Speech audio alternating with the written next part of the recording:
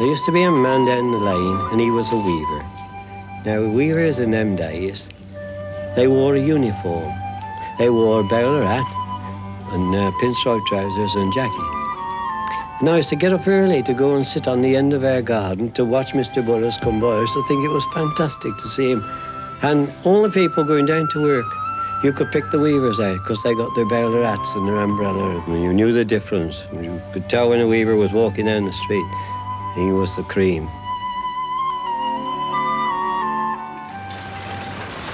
Bondworth, the Stourport firm where Jack works, does not see the traditional industry continuing along its present lines for much longer. The technique of weaving carpets has always been highly automated. This Wilton loom takes its instructions from a series of punched cards called a jacquard. There's one card for each row of stitches. The holes in the card tell the machine which of the coloured yarns being fed continuously into the loom should appear in that row of the design. A flying shuttle threads the jute backing across the rows of yarn.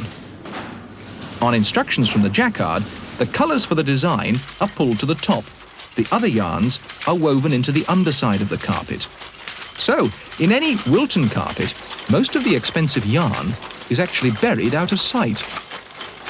A knife cuts the exposed loops of yarn into single ends, leaving a superb, tightly woven carpet produced on a machine which can only be operated by a skilled weaver, men like Fred Mountford. Fred has been on the Wiltons for 41 years. His father was here for 54. But as we filmed Fred and his Wilton loom in March of this year, they were making their last carpets. The cost of the hidden yarn and the heavy manning levels have pushed the price of traditional Wilton up to £10 a square metre, and all but the strongest weavers out of Wilton. Jack Meacham works on an Axminster loom. Here, the situation is more healthy. Instead of using costly yarn in the backing, in an Axminster, only jute is run in continuously, while the yarn is fed a row at a time from a continuous chain of rollers. Jack's job is to keep his practiced eyes on the whole operation, watching out for loose stitches, sudden changes in tension, the occasional mechanical failure. If the carpet isn't good, it's his fault. The Axminster loom builds up the pattern from the ever-changing spools of yarn, which can present a different set of colours for each row of carpet. But these spools have to be loaded according to the exact demands of the designer, and this is where the money goes.